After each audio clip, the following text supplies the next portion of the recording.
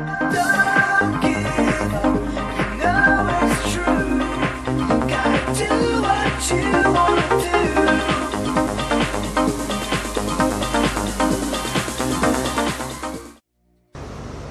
Hello guys, welcome to UPSC Youngsters. This is Shobna Pandit, and let's just move on to what is important from the business page of the Hindu of September 14th. Okay, the first one is a news that you have about Dassault. Okay, this is a company and they are going to open a data center in India by 2018. Okay, so I will just tell you what is most important for you guys from the UPSC point of view alone. Okay, so the first one that you have to recall is that few weeks back I had another video done wherein I was discussing about ONGC, that is Oil and Natural Gas Corporation of India.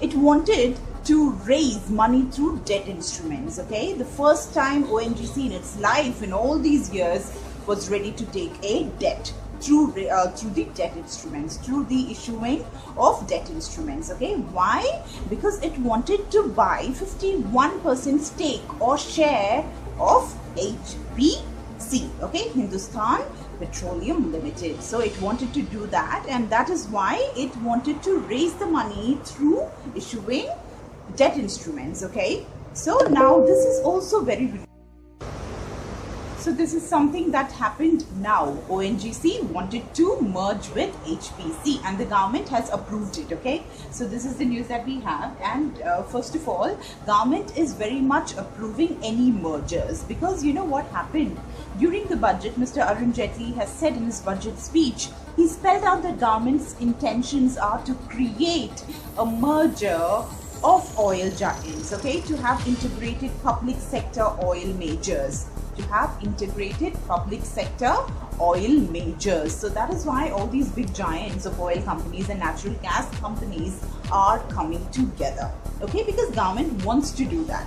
And to match the performance of the global oil firms and domestic private sector firms, this is why the government is doing that. So what is the issue is that BPCL, that is Bharat Petroleum Corporation Limited, has become a Maharatna. Okay, so that is the fact that you have to know, which has happened right now. But what is a Maharatna?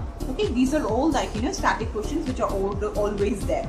See, companies are classified into Maharatnas, Mini Ratnas, Navratnas. You know, these are all prestigious names that a company can aspire to become. Okay, so what is a Maharatna? We'll just deal with what is Maharatna right now, because it is there in the current affairs, and BPCL has become a Maharatna right now. So what are the different things it has to qualify? What are the qualifications to become a Maharatna? See, it must have been a Navratna company.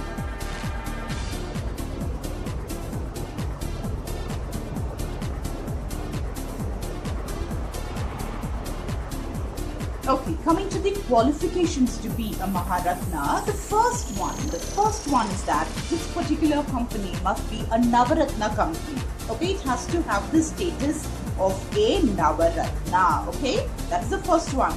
The second qualification is that it must be listed in the Indian Stock Exchange. I told in my other videos, you would have seen the movie Guru, right? So we have the Bombay Stock Exchange there, where Abhishek Bachchan goes and he trades all the stocks every day. People go there, they want to buy or sell their stocks or equity or shares. All the three are the same. So if they want to do that, they go to stock exchanges and they purchase or they will sell their shares or stocks. Okay. So what is it here? The Maharatna company has to be listed in the Indian Stock Exchange. Okay, is that simple? That is the second one. First, you have to move on to the next important one. See, this is a fact that you have to know. In India, there are more than 400 million people who are using the internet. Okay, so you know, in GS paper, in mains, you have to write a lot about science and technology. So you have to sprinkle all these facts here and there. Okay, so in India, more than 400 million people are internet users. Okay, and there's a lot of language problem, isn't it, in India? Because in this 400 million people who are using the internet, our entire population, if we take into account, only 20% know English. And you all know that everywhere, if you're using the internet, most of the things are there in English only. So Google is actually looking into this thing very carefully because there is a huge market in India. Okay, so now Google Translate is there. Google Translate, what happens is you take a picture, you take with your camera, you take a picture of one particular page, and if you just put it, you will get the translation, right? So this is what used to happen, but now there is something called Word Lens, and that will let the users to translate instantly using the camera. Okay, so if you use the camera, you can just translate it within a second, instantly almost. Okay, so that is what is happening. And another thing is that we can have bilingual conversations. Okay, what is bilingual conversations? Bilingual is two languages, so you can have a conversation in two different languages. Okay, that too is going to be done through Google Translate app. Okay, so these are the things you have to really know, that 20% of the population of India only knows English. Okay, they speak English. It's a very important statistic. Just keep writing wherever you can in your mains answers. And then you should know that 400 million people are the internet users in India. Okay, now let's move on to the next one. Okay, let's move on to the next one. See, Try Chief calls for zero cost for digital transactions. So what is TRAI? TRAI, Telecom Regulatory Authority of India. So this is the one which is, it's just like SEBI. Like SEBI is for the capital market regulation, right? The market regulator is SEBI. And then you have the monetary policy regulator, which is RBI for the banks, right? The same way for the telecom industry. Which one is the regulatory authority? It is TRAI. Okay, so these three things you should be knowing. Now, see, TRAI Chief has something to be said, and you have to know one thing which is important. This is an economic term. I told you any economic term that becomes automatically important for you, but you have to know from the prelims point of view also, and for the mains as well, where you can just sprinkle it here and there in all your GS papers. So this one, what you have is merchant discount rate, MDR. Okay, so what is this merchant discount rate? The rate at which the banks give the merchants debit or credit card facilities. Okay, the rate at which the merchants are given the facilities of credit or debit cards is called as the MDR, that is the merchant discount rate. Now this TRAI Chief has said that it has to be zero, especially when the transactions are very low. When the transactions are small, TRAI Chief is suggesting that the amount which is spent by the merchant has to be nil. It should be zero. Okay, and now there is so you know what is MDR now. Now another thing is that, see, we are moving to a data kind of world, right? Data world where everything is becoming more and more digital, isn't it? So now it's important to know two properties of the data world. In the data world, which is very important. What is that? The first one is that it is shareable without diminishing. Data is shareable without being diminished, isn't it? Because we are not carrying the money in our hands and doing the transaction. So if somebody is going to carry it to another place, we may have some problems, some money might get lost or whatever, but when it is a digital transaction, there is absolutely no reduction in the cost or any mishaps, right? So it is going to be completely digital and there is going to be no diminishing in that. So that is what is given, that is the first one. And it is also boundaryless in nature. Okay, so these are the two things. Now the question is, who is this owner of the data? Who is the owner of that particular data which is boundaryless and which is not going to diminish when it's being transacted, right? Who is the owner? So this is something which is very risky and it involves a lot of things which has to be taken into account. Now, see, listen to this, it's very important. Technical firms have a policy in all their agreements, okay? They have this policy which you can see in all of their agreements, the technology firms. Now they call it the data privacy policy, okay? Data privacy policy, this is what it is called. And it is not for the privacy of the user, okay?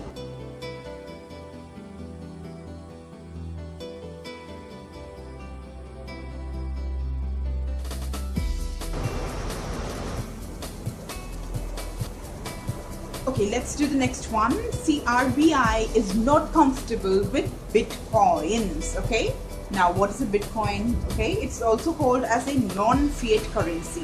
So you have to know, first of all, you have to know what is a fiat currency, then you have to know what is a non-fiat currency, then you have to know what is Bitcoin. Okay, I've done a video earlier very elaborately on the Bitcoin, but I'll just make it short and tell you now. See, fiat currency is simple. We have the Indian rupee, we have the dollar, US dollar, the yen, the euro. All these things are fiat currency. So what can it be defined as? It is a money or a currency which is being accepted or endorsed by a particular government. Okay, so for us it is the rupee, and all these rupee notes, 2000 and 500 and everything is accepted and it's endorsed by our Indian government, isn't it? So that is a fiat currency. This is the simplest definition of fiat currency. So what is a non-fiat currency? The opposite to it. So which example do we know that is opposite to the normal rupee notes that we have?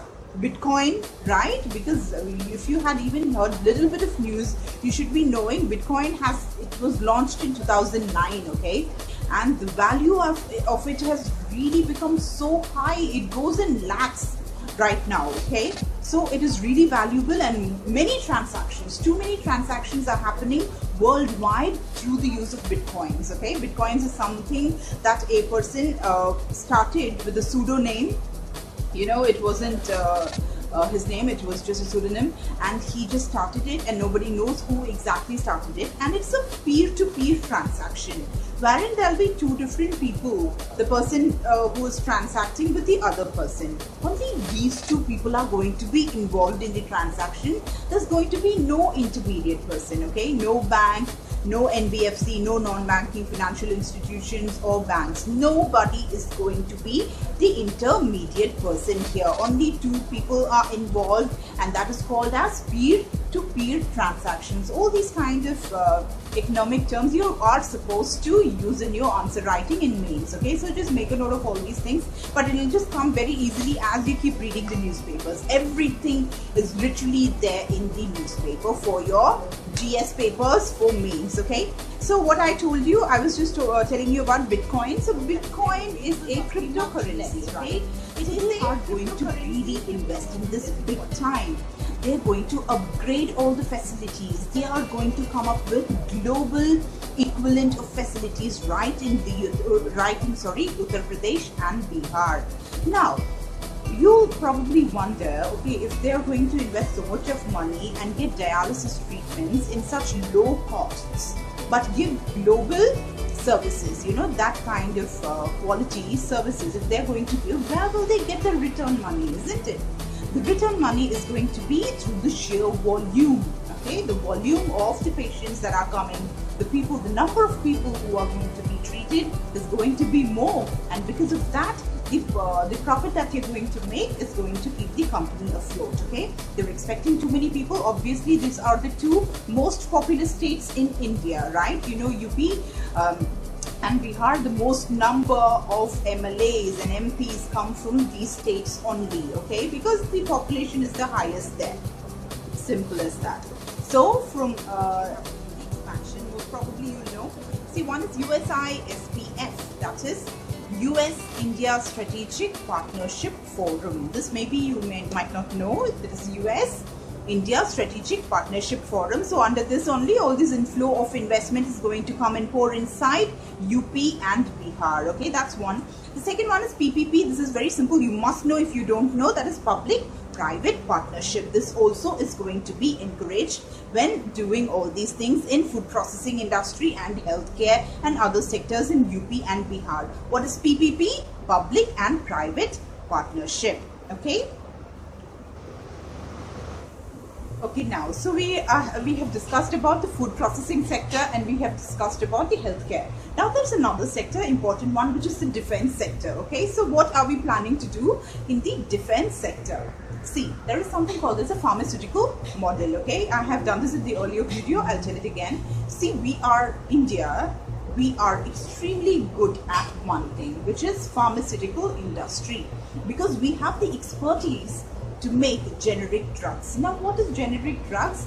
the same drugs which are patented, which are sold for extremely high costs, are being made in India for such a small amount of money, small fraction of that particular cost of that patented or branded medicines. Okay, so this we are really good in India.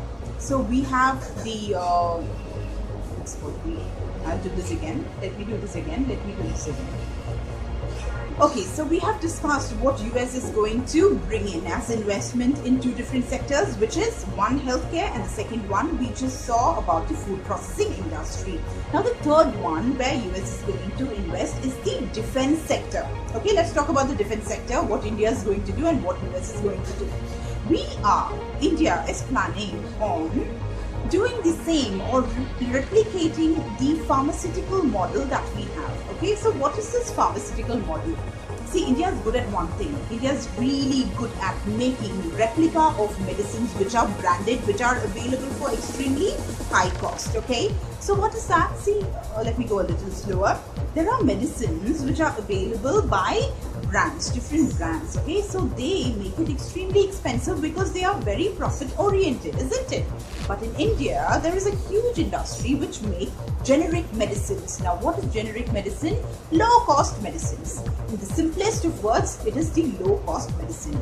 See, basically it is a replica, it is a duplicate or a copy, exact copy of a branded medicine, and in potency, in the way it's going to treat the person with any ailment is not going to be any different at all. It is going to be just the same. The only difference is a very beautiful difference. It's going to be available for incredibly a cheaper rate. Okay, so this is the difference between a branded medicine and a generic medicine in which we are extremely good. Okay, so India manufactures in its own. Okay, it's made in India completely. It's been doing this for ages, for a long time.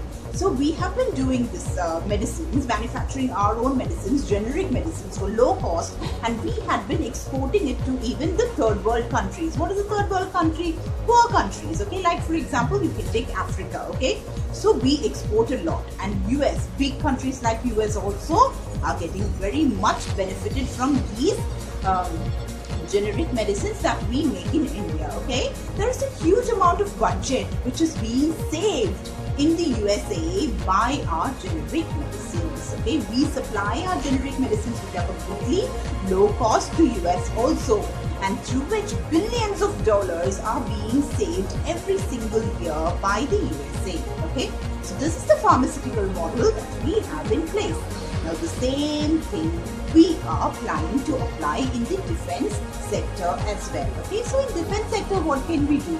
See, we really have the skill. Okay, we have also the brain power. So we have these two powers which are incredible in India. So why not just replicate or do the same thing that we are doing in pharmaceutical sector? What were we doing? We were making it for cheaper cost and we were selling it to the US and other countries. So the same way we will make defense equipments, right, for a very cheaper cost because we have the brain power and we have the skill required.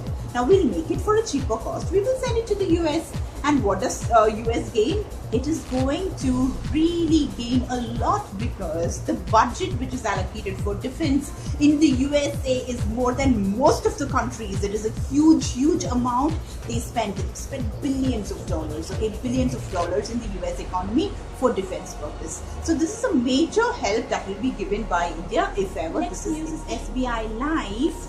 The next news is that SBI Life to raise rupees 8,400 crore. Okay, so SBI Life is going to need that money. So for that, what is it going to do? It is going to sell its shares or equity or stocks. Okay, it is going to sell its shares through which process? Through the process of IPO. Now what is IPO? It is initial public offer. If you haven't listened to my earlier videos, I will tell you what is an initial public offer. See, if there is a company and the company decides to go and sell its stocks or equity or shares in the public market to the public, when it does that for the first ever time, it is called as the initial public offer.